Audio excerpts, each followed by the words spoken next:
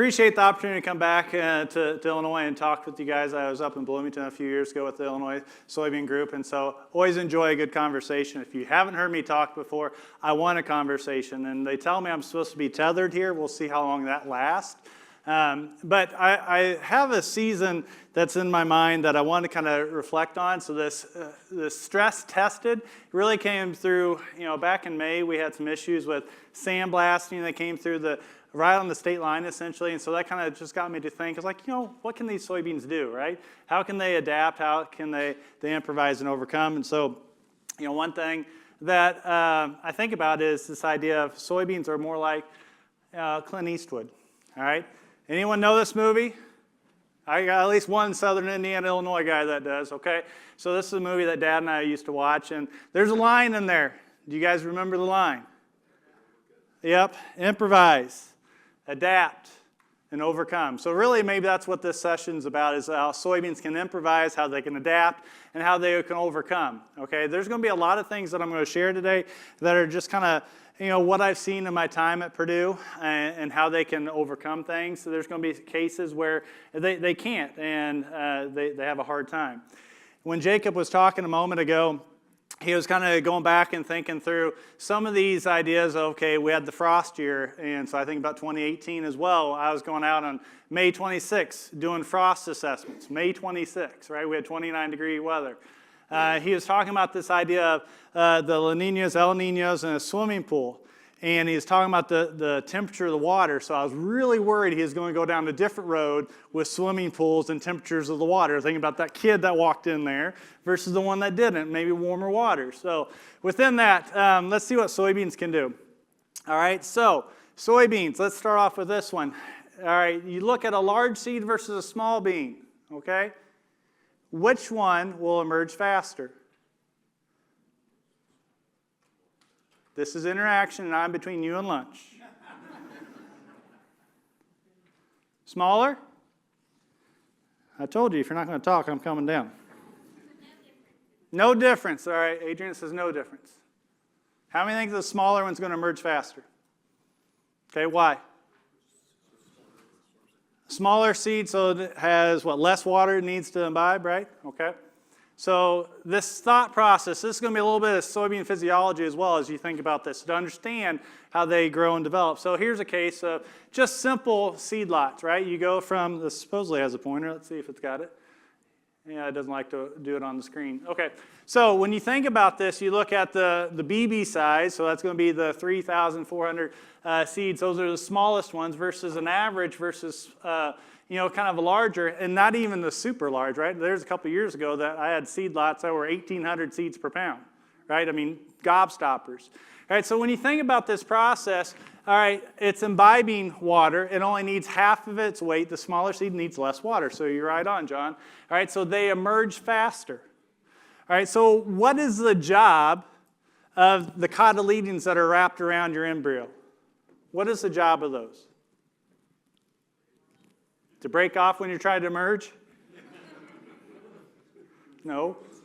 It's a food source, right? For how long? Till they fall off. All right, I'll go with that. 7 to 10 days is a good number, right? So it's a nutrient reserve, all right? It's this food source, right? It's kind of like a starter fertilizer, if you will, right? So the smaller one's going to have less, right? And the bigger one's going to have more. All right? It took me a U of I education to figure that one out. All right, so within that, all right, so emergence is here. What if you were to go out there at V1 and do stand counts? Is there going to be any differences in development? No, now, Adrian, you can say there's no differences. Because that small seeded one took longer to develop. It was faster to emerge, but it took longer to develop because it was smaller seeded, smaller cotyledons, less nutrient reserves. Versus the larger ones, 2,500 seeds per pound or 2,000, had more of a nutrient reserve, more of a starter. So then it started growing faster until that unifoliate came out, until the next trifoliate came out. So when this all kind of balances out, right, there's no differences. Once you got it up, there's no differences in stand establishment. The smaller one's definitely going to emerge faster, but it's going to lag a little behind the larger one because it's got less nutrient reserves. Okay, so just first, how well do they respond? You think about, okay, do I need big beans to make big yields? Yes, during seed fill, but not when you're planting it, right? So you go back to the years that we've had, August and September, what we've gotten those rains, we've gotten the larger beans, right? That's on the yield side. In terms of the starting point, we don't have to have 2,000 seeds per pound lots to get that same kind of seed size at the end of the season, okay? Let's go on with another one here. All right, so we just got done talking about weather. Usually we think about 50 degrees kind of being that acceptable one, right? Josh back at U of I days, they said 50 degrees, that's the soil temperature that we need, right? All right, so then we think through that process of germination, emergence, right? All that comes into this play, that you've got some soybeans that can germinate as low as 36 or 40 degrees, right? But 50 is acceptable, and I'm going to kind of walk you through why we kind of put 50 and why the agronomists before us gave us 50 degrees as the number, right? So you think about soybeans, the way they grow and develop, we often think of photoperiod, right? Especially with the indeterminates that we grow in the Midwest. Right, that's going to be that pushing us into flowering and development. But when we look at emergence and establishment, it's still a heat unit, it's thermal energy. All right, so some good rules of thumb based on some of the work we've done. You know, when you go out and you plant, all right, you're planting in May 15th versus April 15th, those days are going to be totally different, right, because of the weather that you have. All right, so we accumulate, 140 to 160 heat units. That's going to get us to the point of we should have most of our beans emerged at that point. So you're going out there pushing an April Fool's Day, right? It's like, man, it's been 4 weeks. These beans sure aren't up. Well, just do heat unit accumulation, right? Assuming you've got adequate soil moisture, right? You're going to go 140, 160 is going to get you there, right? So let's walk through temperature.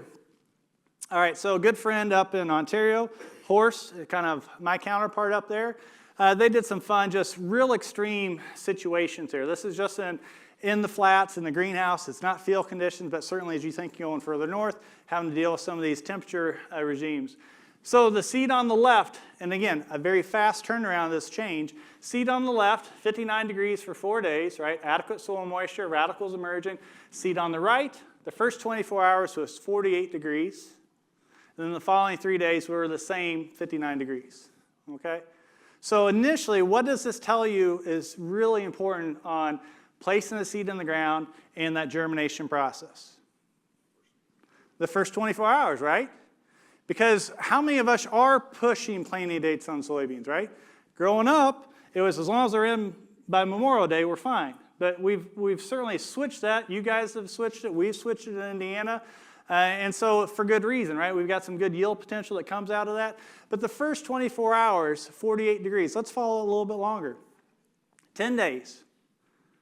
All right, so as this continues to grow and develop, you got the one on the left, looks great. All right, you got the high call starting to pull us up. The one on the right, dead, right?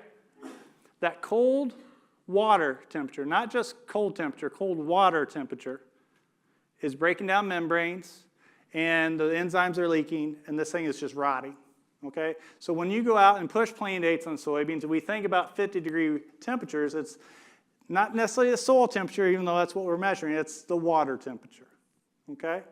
And so if you're imbibing cold water first, this is going to be that issue. All right, let's go to another one. All right, here's the ones in the flats, right? So warm soil, crazy warm, 77 degrees, right? You're going for 17 days, got good growth and development. These got the cotyledons, unifoliates, first trifoliates are out, so V1, merge, looks great. This one here, again, this is very quick changes. This is not our field situation, so worst case scenario. All right, the first 20 hours, 45 degrees. And then the following 16 days, 77. Okay?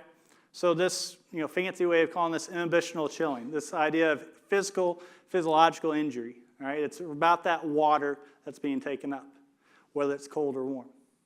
If we did the same thing, all right, we go out April 5th, we plant, it's 45 degrees soil temperature, but there is zero moisture, bone dry. We just heard drought's coming on, right? What's going to happen? It's got to rain, right? And you're not going to have inhibitional chilling because you have to imbibe water, right? You've got to have water to imbibe. So until that water comes, 45 degrees in the ground, bone dry, is the same as in your shed, right? So it's that water that's being taken up. What temperature is that? Let's follow this one more. Here's a crazy one. Again, not real world, but gives you an idea of how these beans can respond. First 8 hours, very warm water. then 4 days of 45 degrees, and then the remaining 10, 12 days of 77. So again, giving you appreciation, when you're pushing planting dates, what's the soil temperature, what's the water temperature, or what's the forecast with rain that's coming in, right, in that first 12 to 24 hours, okay? That's just physiologically, how are these things responding? Make sense? Tracking? This does not bring anything in terms of seedling diseases, right? This is just physiological. How does it start that germination process and emerge? Okay? Yeah? Were those beans treated? Probably not. Back when this was done, I'm getting a little nostalgic. These are probably 10 plus years ago, little things. But no, I think they were untreated. So that's an interesting one, the idea. Some seed treatments, so on the disease side is one side of it. Depends on what seed treatments. There are some out there on the market with companies that help with colder conditions themselves. So this is just the seed itself. How does it handle it? Good question. Okay? Yeah? Is that also varietal dependent on how they can handle individual chilling injury? Sure. Yeah, the question was, is it variety specific? And so like 5 slides ago, there is variation amongst varieties. Whether companies are doing anything to kind of document that, right? There is differences in tolerance of how much cold temperatures it can affect. This is just a case in point. Just wrote an article on the Indiana Soybean group and talking about this. Okay, we're looking at germ scores, 90%. Okay, what's 90% germ score? That's germination in the ideal warm conditions, right? So then let's push it, and then if you're going to push planting dates, go back to your seed testing lab or go back to the seed company and say, okay, how do these respond in the cold germ example, right? The one that's 50 degrees for 7 days and then comes into that 77 degrees for another week. So that's how we can kind of tease out whether it's variety difference or seed lots or anything else. Tracking? Good? Okay. Let's continue on. How these beans can respond in terms of where they're placed, or there's reasons for delayed emergence. So in this case, right, we can think about soil crust, we can think about compaction, right? We can think about depth of planting, moisture, residue, right? I'm going to have a big soapbox on corn residue near the end of this, right? I'm tired of corn residue.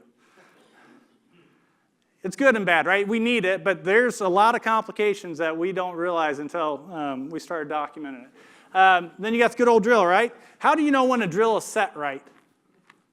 That should be a lot of laughs right now. Right? You got to have some on top of the ground, some is just an inch, some is just 2 inches.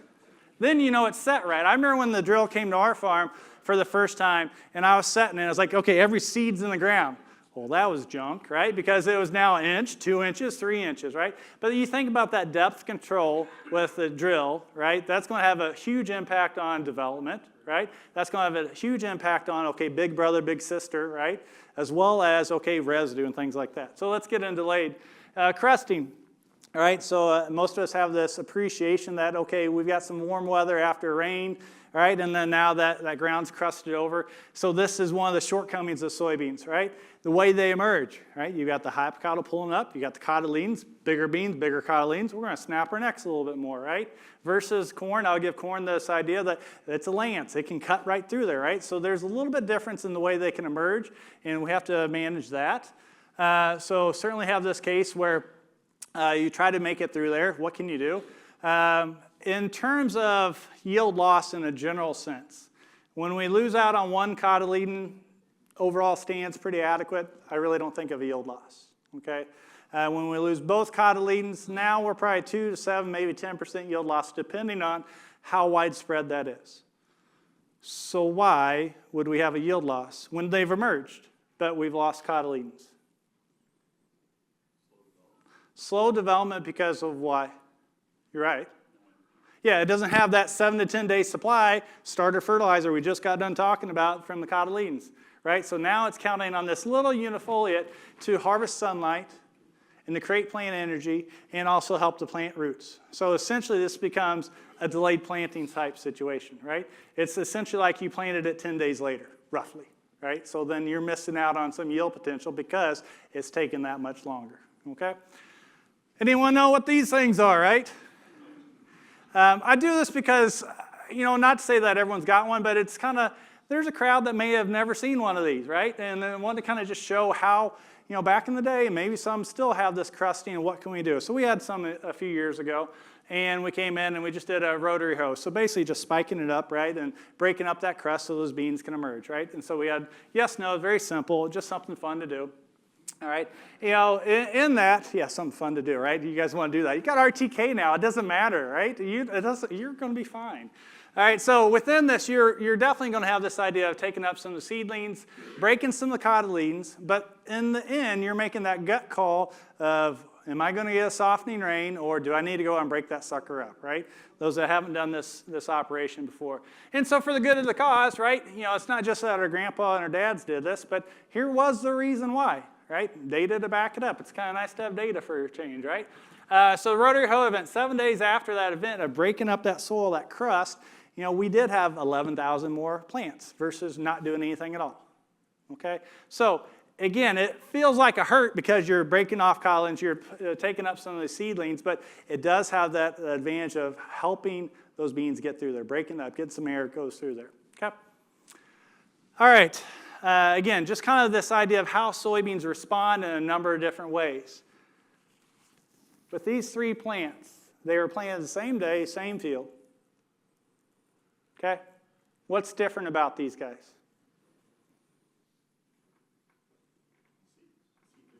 Seed vigor? Okay, I could get on board with that. That's not what's going on here, but that's a good guess. What else? Someone can be a jerk and say they're different sizes, yes. Why are they different sizes? Same exact variety. Exactly. So, great. So the first one, take a guess. How deep were they planted? Soil line's basically where the top of that white towel is. All right, I'll give you the first one. About 1.25 inches, right? All right, so then you go to the next one. Where was it placed? Deeper or shallower? How many think deeper? Shallower, all right. 1/4 inch difference, 1 inch. And the next one, another 1/4 inch. Okay, huge difference. What else does this tell you about the field conditions at planting? Dry, right? You guys nailed it. Soil moisture. Where's the soil moisture line at planting? 1.25 inches, right? Because it ain't at 1 inch. It ain't at 3/4 inch, right? So this idea of soil to seed contact is huge. Most of us are blessed that we do have enough water to kind of get this through. Does it help if I say this was the year 2012? Right? Drought year comes into mind, right? You think about depth control, whether that's a drill, whether that's residue, or a drought kind of year, it makes a huge difference in the way these soybeans grow and develop.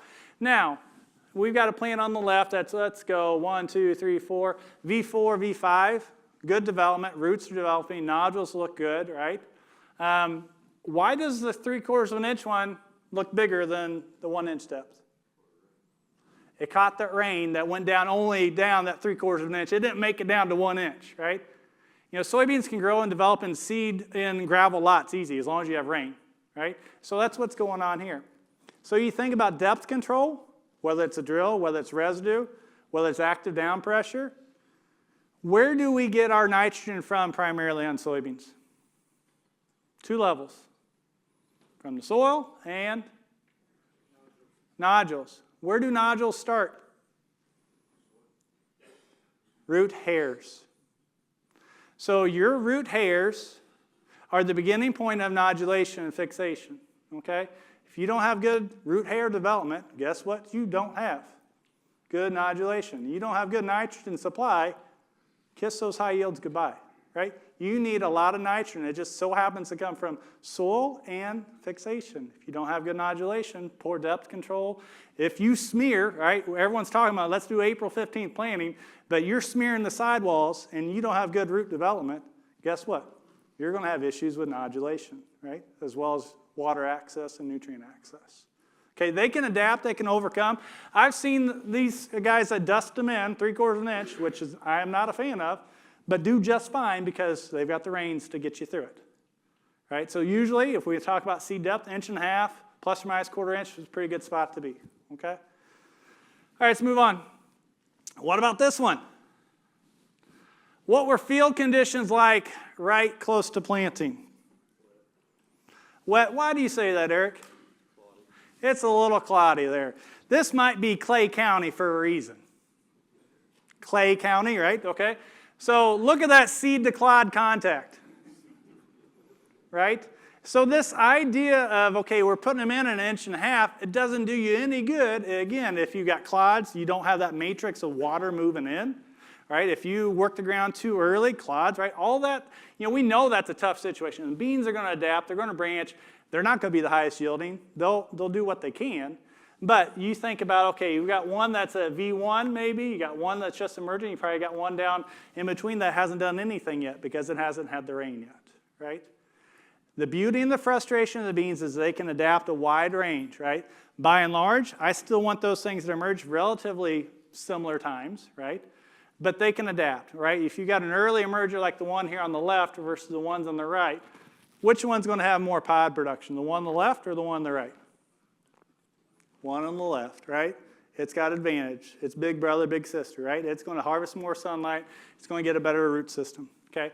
And overall, the yield of that area, probably not going to be that different in that situation. All right. Here's where I got a little nostalgic.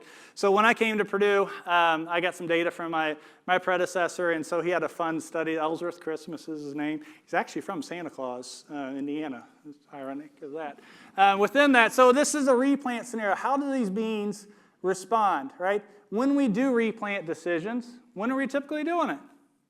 About V2, right? If we do any reseeding or overseeding, right? So this is a fun one. Let's walk you through it. All right, initial stand in blue is going to be what they drilled with. This is before my time. So the average yield is 58 bushels. Let's not get carried away that they're 58 bushels, just the concept of how they respond, okay? All right, so then coming into different stand counts with a 30-inch planter after the fact in green. So first one's 58 bushel, next one's 56. He didn't provide any stats, but I'm going to go ahead and say those are no different, right? 58, 56. Again, most of you guys have the appreciation that stands around 100,000, 80, 90,000 really aren't going to be that different. Now coming in, so here's the fun part of this one. All right, they came in when the original stand, the blue stand, was V2. They overseeded, so the 132 is 48 bushel, and then they overseeded with a 30-inch planter, and they gained 5.5 bushels. But the overall yield, no different than not doing anything at all, right? Let's go one step further.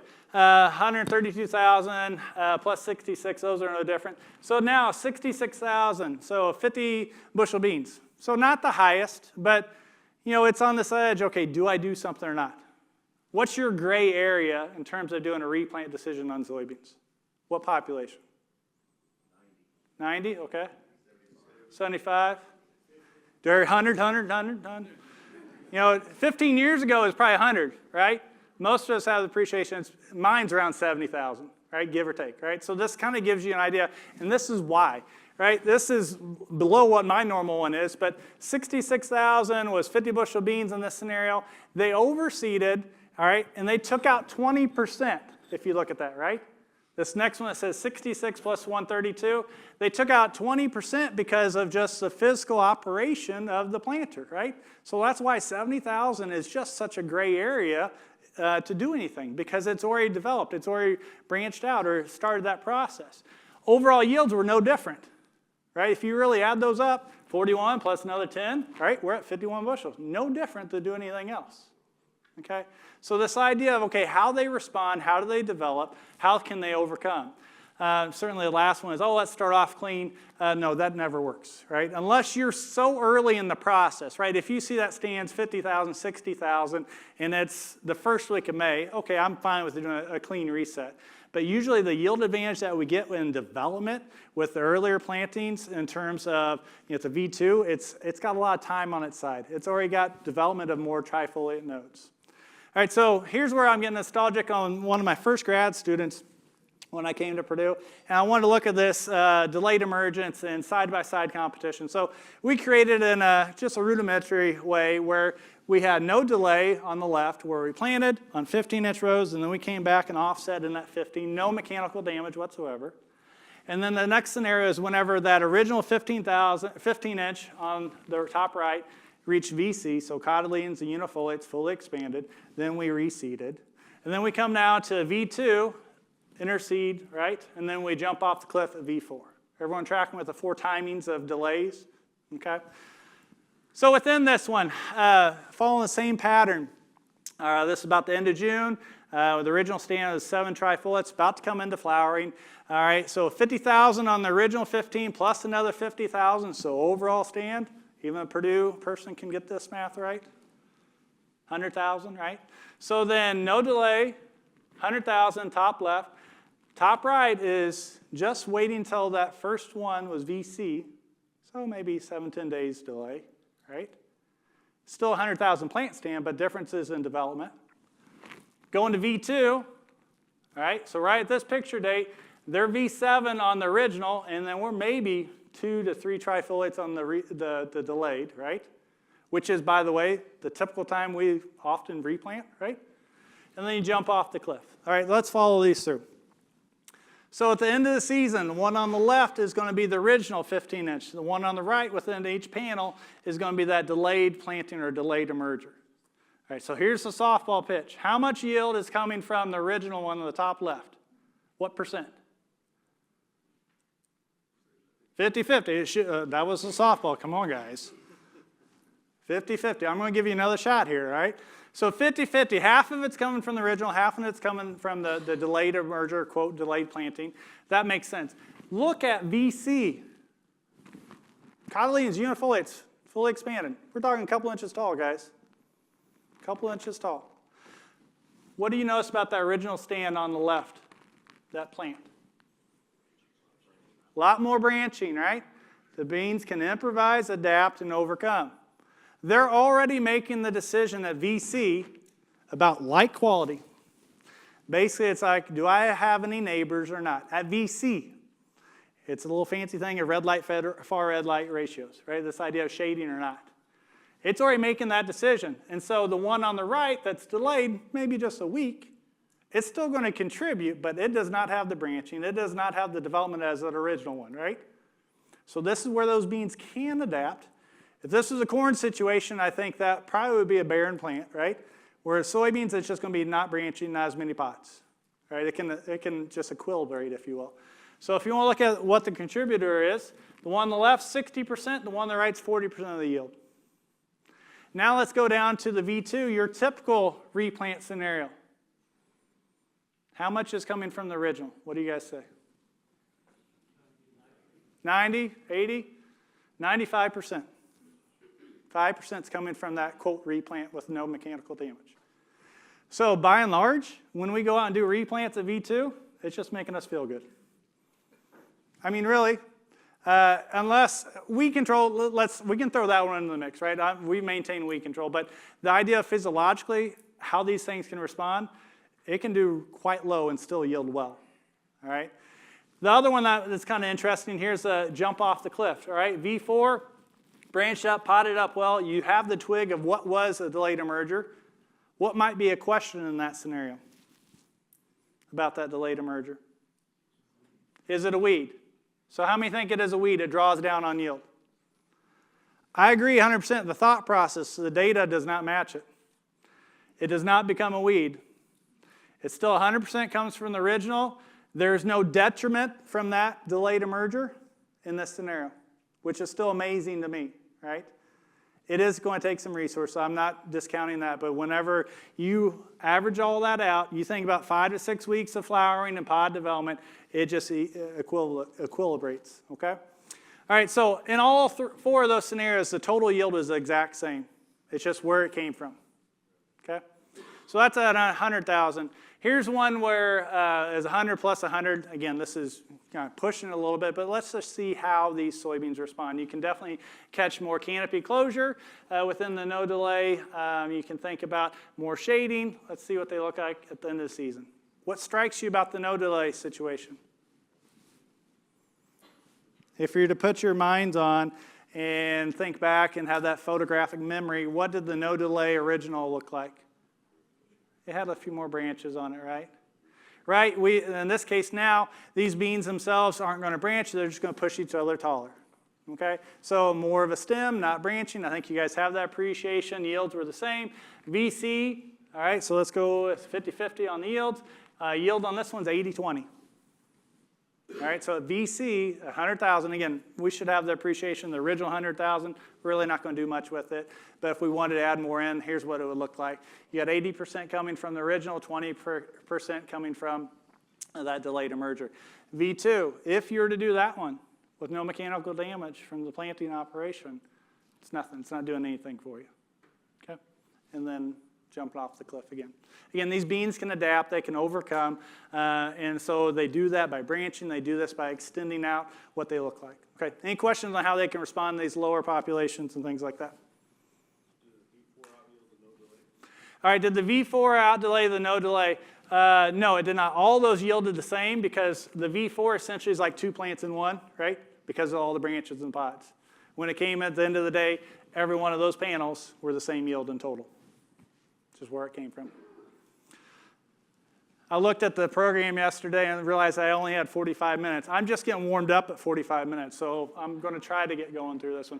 This is what started this whole deal of having a stress test type talk.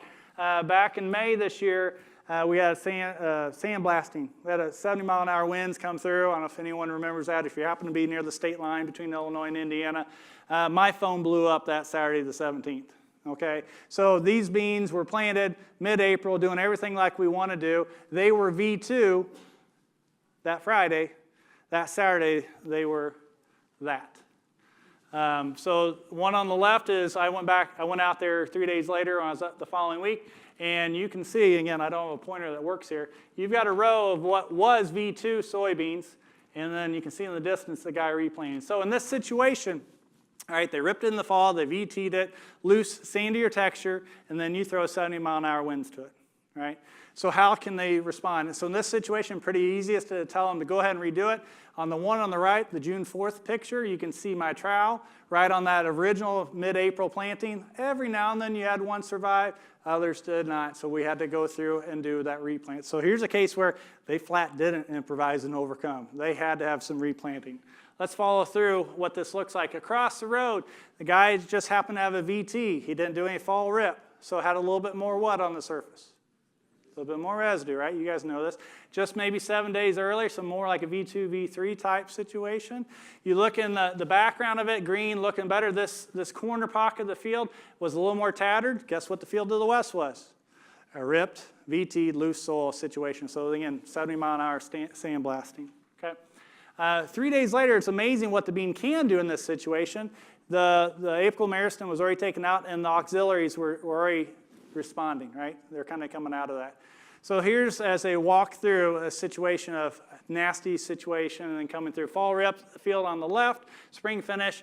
All right, let's play the game. The one plant on the left, dead or dying or going to make it? Dead. Next one, dead, alive? Dead. Next one? It's complicated. Okay. Isn't that what Stephanie had earlier this morning, right? So then VT, all right, so this is a case where you had just a little bit more residue protecting a little bit bigger plants. The growing point on this left plant is gone. Is it dead or is it responding? You can start to see it's split stemming, right? So it's responding. So it didn't get peppered at the axillary buds. And then the other ones are just going to continue, maybe a little silk-covered delay in development. All right, let's walk through a few of these because I really want to get to the point of corn residue and really harp on that one. Okay, so 3 days later, or June 4th picture, sorry, a couple weeks later, how are they responding? So you got some of that split stem occurring. Notice how the size of those split stems, small, third picture, small. The one on the right, a little bit bigger. Why do you think it's a little bit bigger? A little bit more cotyledon. What is that cotyledon doing again? A little bit of nutrient reserves and everything else, right? So it's about how much green tissue do you have to respond. This same thing happens when you have the deer that come through, right? They clip out anything, any voles or anything like that. The beans will respond. Here's one, a little bit more green tissue with the cotyledons, split stems better, and then continue down, now just the unifoliates, and then what was the original one? Let's follow it to the end of the season and get going on residue. So came back after a field day at the end of August and found the plant that split at the cotyledon, did a little count here, right?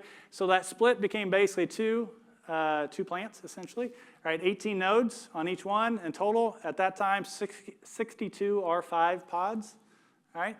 The one that was split just one node higher at the unifoliate, both of those happen to be 18 noded as well, but they had branches, so they had a little bit more nutrient reserve, more energy to start. 70 R5 pods.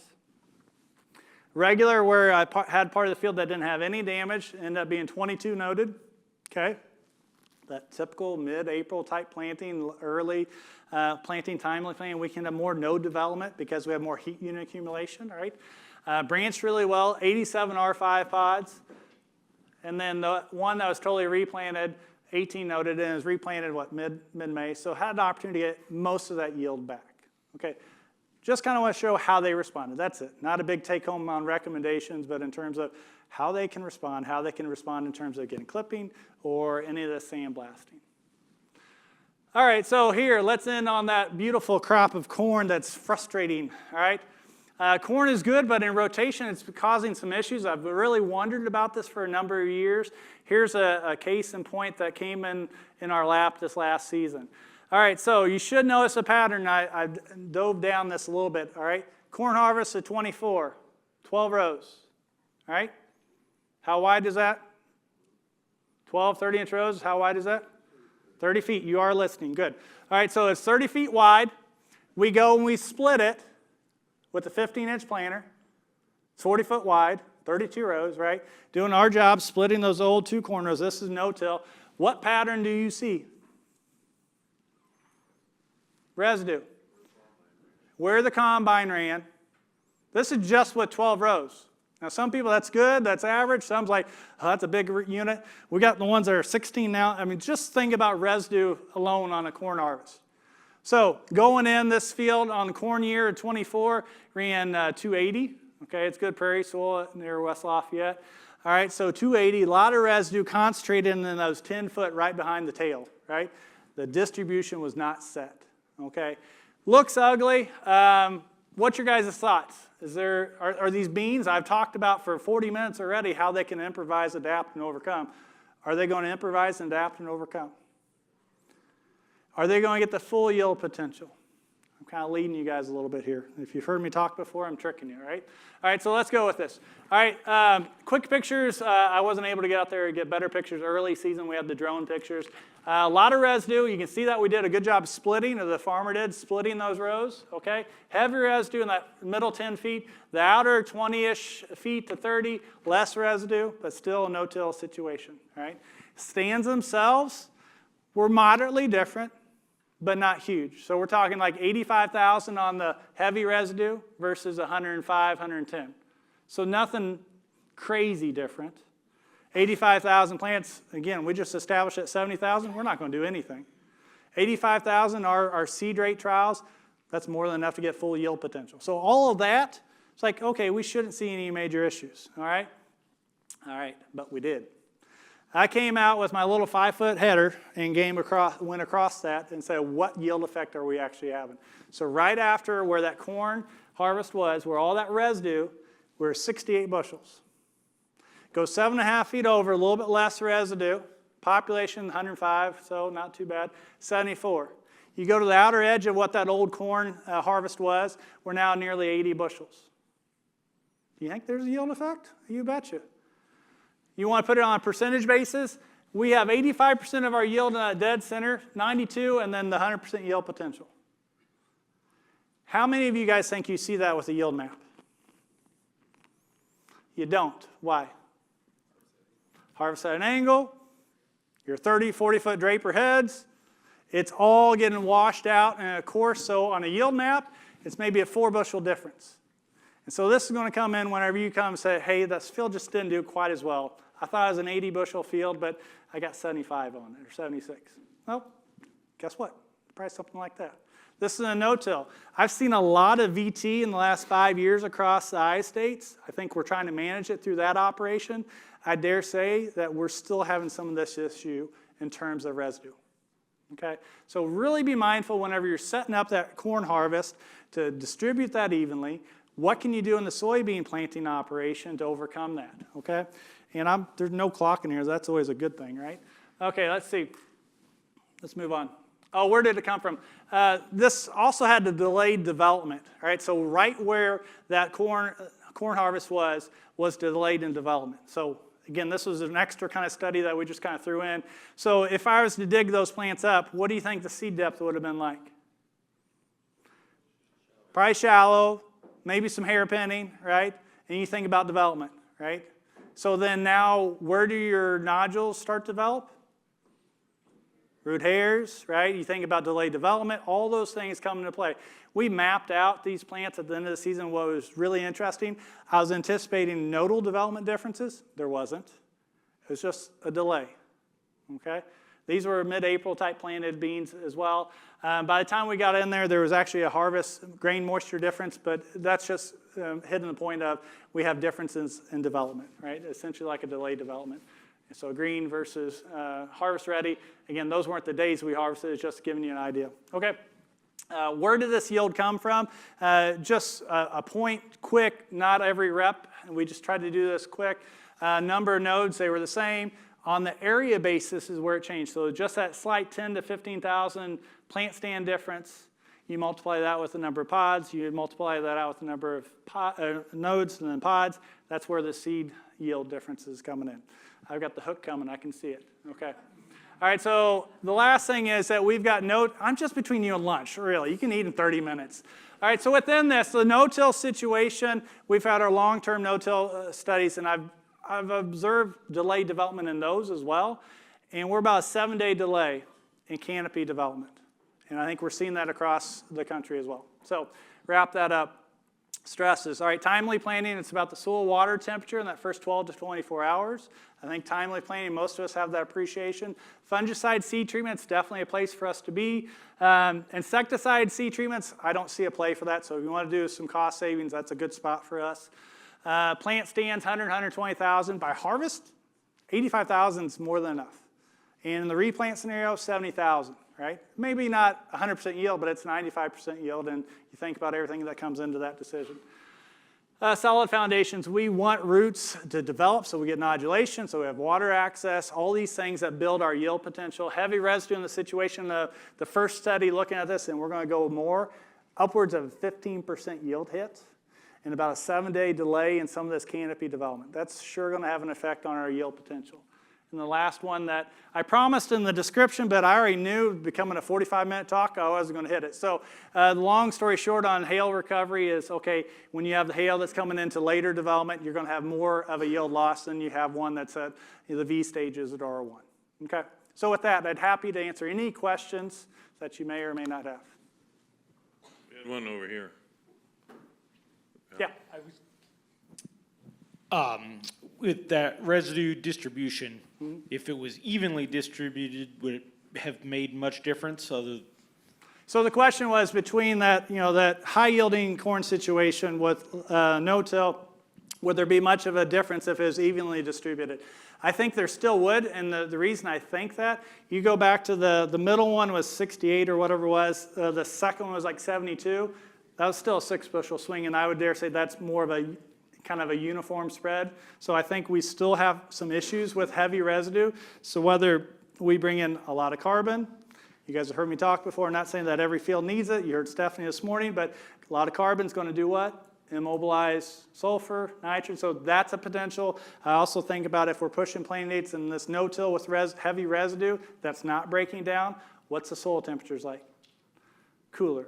Right? And so the delayed development is still occurring. So I think we're going to do a better job in getting our yield back, but I still think we have some issues with that heavy residue on higher yielding situations. Good question. Okay. Yeah. We got one to the right with a microphone, and then we'll get Daniel. Shaun, give us your take on the importance of getting soybean plants to come up together. So we talk about corn needing to come up together for optimal yield. Give us your take on soybeans. Yeah, so that nod to that delayed development study was my initial, like, okay, how uniform do we need to be? I mean, those are pretty coarse increments, right? When you think about some of the corn uniform emergence, some of the numbers I've heard within, 12, 24 hours, I mean, I've heard some crazy numbers. I think I would prefer to have beans relatively uniform emergence. I'd say within a few days is fine. We're going back into doing some of this work again this year. Actually, we're working with Corteva on this one.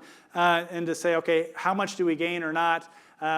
Because of the way soybeans grow physiologically, right? If they're delayed a little bit, what ends up happening?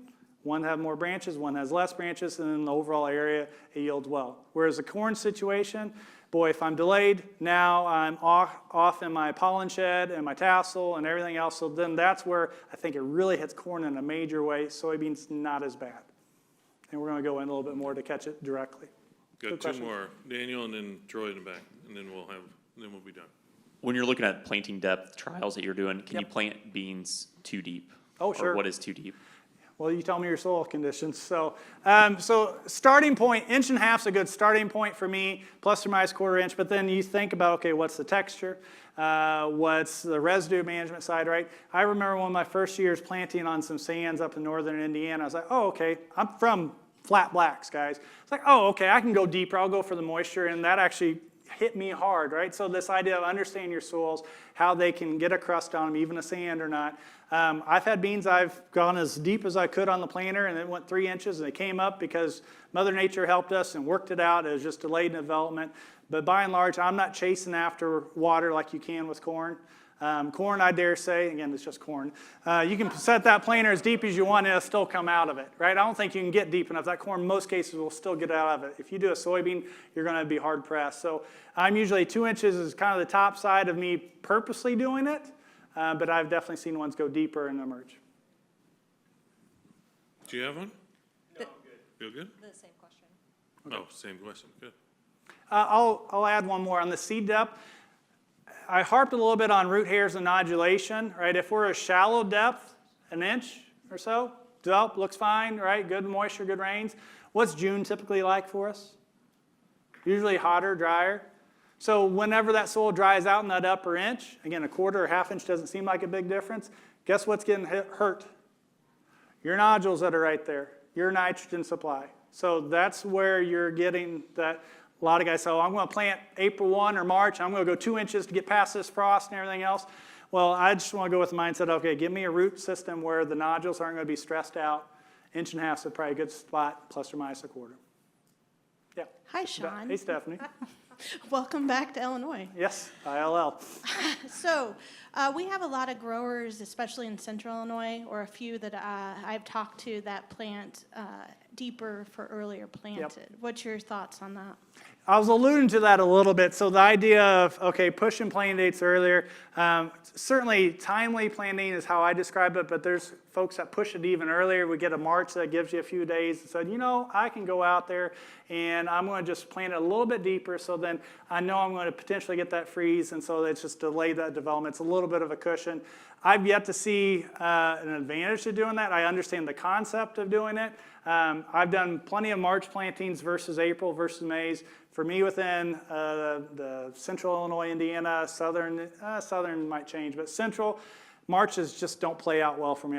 By and large, Aprils are going to win out every single time. Even with trying to play the game, I'm going to plant it another 1/2 inch deeper. I just don't see that doing enough for us. You think about how long seed treatments last, right? So we push planting dates. We want to make sure you have fungicide seed treatments. Just because you have it on there doesn't mean it's going to stay there for 2 months, guys, right? It's 4 weeks-ish, depending on what you're talking about and how much water soluble it is. So that's the other part I put in the mix. Good question. All right. Let's thank Shaun for coming back over. Thank you. Appreciate it.